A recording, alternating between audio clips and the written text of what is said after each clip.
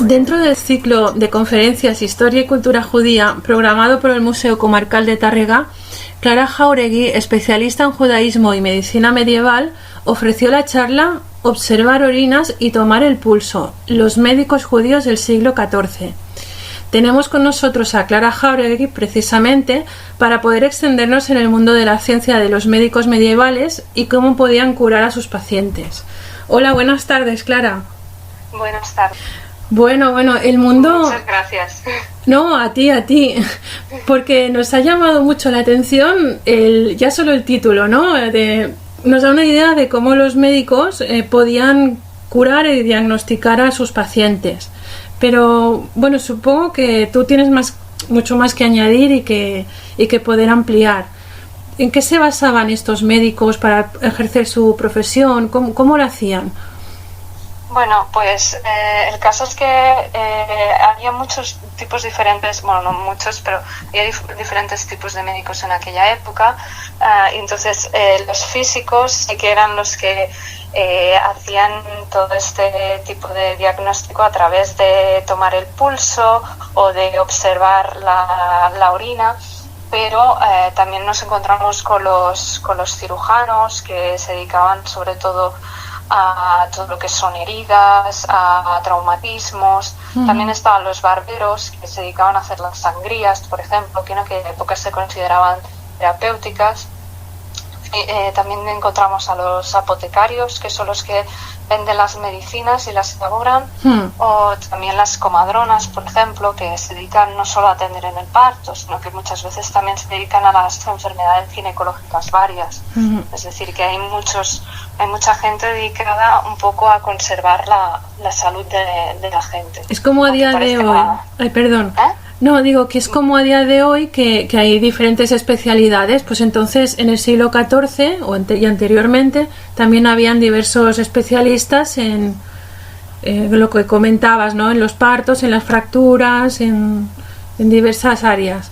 En realidad no estamos ante una época que sea tan oscura como se nos ha hecho creer, ¿no? Y hay una preocupación por el cuerpo, obviamente, y sobre todo también se intenta mucho conservar la salud, no esperar a que llegue el problema, sino conservar la salud.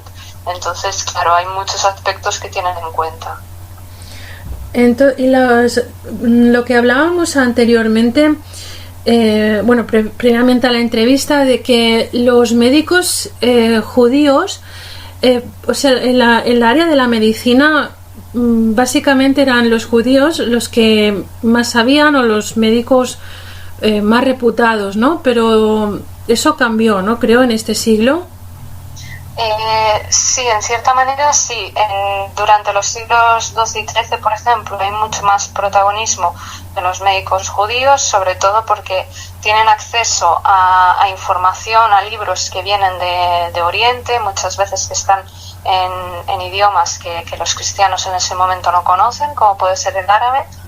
Pero en el siglo XIV, según van ganando importancia las universidades, esta desigualdad empieza a decaer. Entonces los cristianos también van ganando mucha más formación, lo que no significa que los judíos pierdan protagonismo. Los judíos van a estar durante todo el siglo XIV y los siglos siguientes también ejerciendo la medicina, y van a continuar siendo muy, muy reputados, pero se tendrán que enfrentar a nuevas problemáticas. Por ejemplo, que los cristianos obviamente ahora los ven como una competición muy clara, y que además también se empezarán a crear pues diferentes maneras de controlar y regular la práctica médica. No dejarán que cualquiera se ponga a curar a enfermos, sino que les pedirán una serie de requisitos.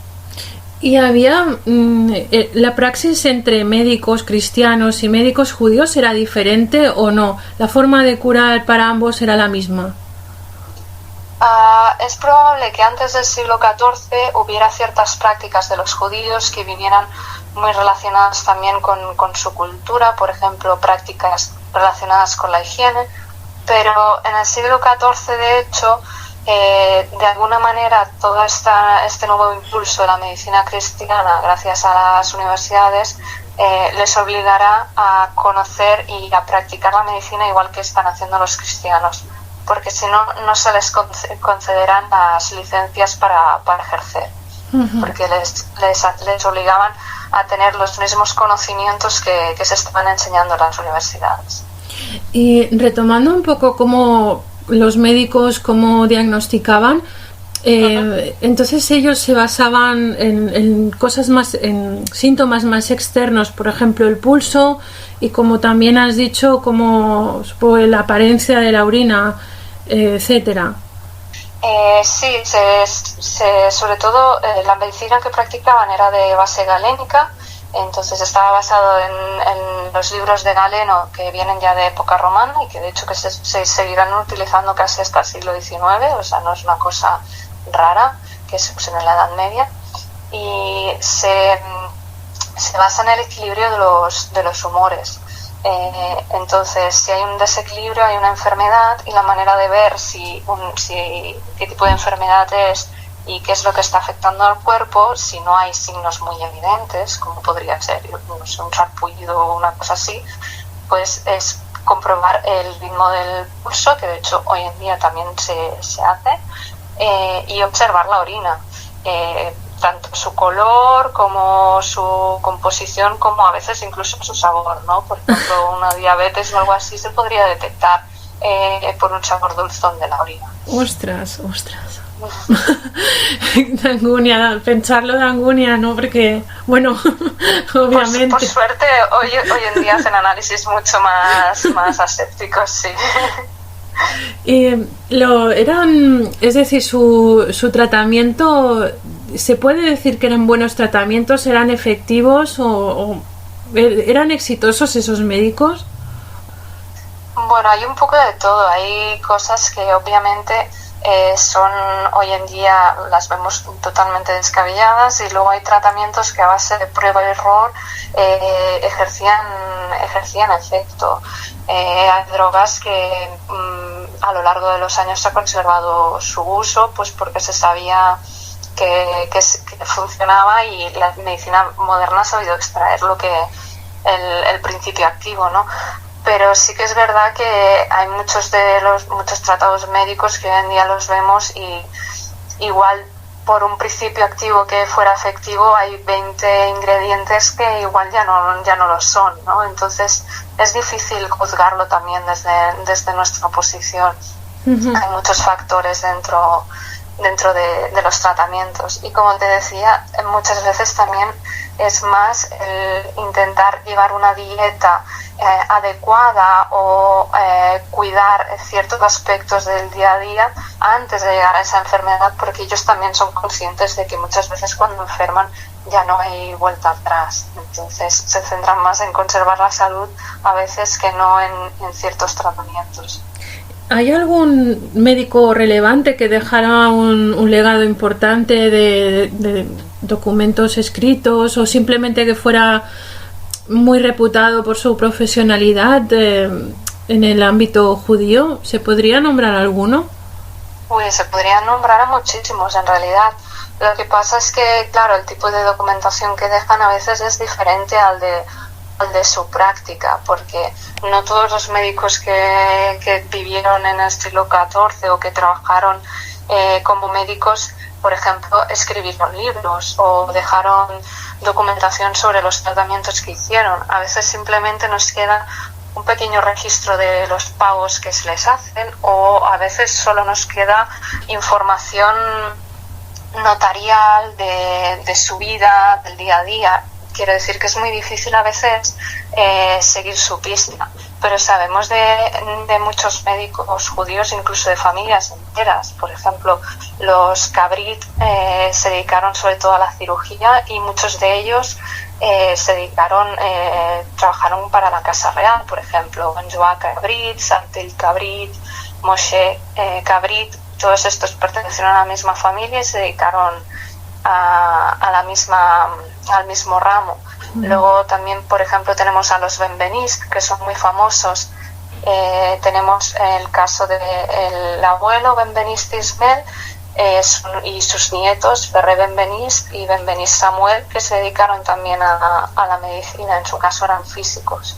Quiero decir, hay muchas evidencias, pero de algunos sabemos más y de otros menos, porque como pasa hoy en día también, no todos fueron médicos reputados, otros trabajaban más para las élites y otros trabajaban más para la gente más humilde. Entonces tenemos documentación desigual, pero por suerte podemos recomponer bastante la vida de algunos y hacernos una idea de cómo trabajaban todos en conjunto. Bueno, sea como sea, eran científicos, eran de alguna forma, por llamarlo así, genios, porque con pocos recursos, no como ahora que tenemos mucha tecnología, con pocos recursos podían llegar a curar personas o podían evitar enfermedades y bueno, es algo... Bueno, de hecho los médicos tenían que tener bastante acceso no solo a un maestro que les enseñara, sino cuantos más libros mejor, porque necesitaban, ya en aquella época tenían un corpus de libros que estudiar bastante elevado para lo que era la época. Obviamente hoy en día tenemos mucho más acceso a mucho más material para estudiar, ¿no? Pero en aquella época se consideraba que un buen médico tenía que leer muchos manuales de medicina y estudiar durante muchos años antes de poder ejercer bien la medicina. Es decir, que en su época era gente muy preparada, no todo el mundo tenía acceso a esos estudios, con lo cual los que tenían acceso, pues obviamente era gente muy estudiosa y seguramente pues muy inteligente y sabia. Es lo contrario justo de lo que podríamos pensar, ¿no? Que a lo mejor como no había tanta regulación en este campo y podrían ejercer quien tuviera un poco de habilidad, y no era así, sí. ¿no? No, en cambio, justo en el siglo XIV, bueno, a finales del XIII y todo el siglo XIV, es el momento justo en el que empiezan a surgir estas regulaciones con la idea de controlar quién ejercía la medicina, porque se dan cuenta que, como tú dices, hay gente que está practicando un poco también por sabiduría popular, ¿no? Pues el típico vecino o vecina que conoce el remedio de su abuela y que se pone a ejercer. Entonces, con la idea de regular estas prácticas, empiezan a hacer toda una serie de leyes para controlar a la gente que practica. Pero claro, también a la vez están poniendo muchos impedimentos a ciertos sectores, porque una de las cosas que se pide para ejercer la medicina es haber acudido al estudio general, que es la universidad de la época. Y a la universidad de la época obviamente no podía ir todo el mundo. Judíos, musulmanes y mujeres estaban vetados en estos sitios, con lo cual toda esta gente se le niega la posibilidad de ejercer la medicina de forma legal. Pero por ese motivo mismo empezaron a crear unas licencias médicas según las cuales, si se pasaba un examen ante un tribunal médico, entonces se les concedía permiso para poder ejercer. Y efectivamente en el siglo XIV muchos de estos médicos judíos se presentan a este examen para poder obtener una licencia, y de esta manera también tienen una garantía de que ante cualquier problema ellos podrán decir que su práctica ha sido revisada y se le ha dado el visto bueno y que pueden practicar la medicina sin problemas. Pues Clara, te agradecemos mucho que nos hayas atendido. El tema, la verdad es que es apasionante y también poco conocido, la verdad. Bueno, espero que haya despertado el interés de algunos, al menos. Obviamente a mí es un tema que me apasiona, pero espero que haya arrojado algo de luz, ¿no?, para alguien. Eso seguro que sí. Te lo agradecemos mucho, Clara. Muchas gracias a vosotros. Hasta pronto. Hasta pronto.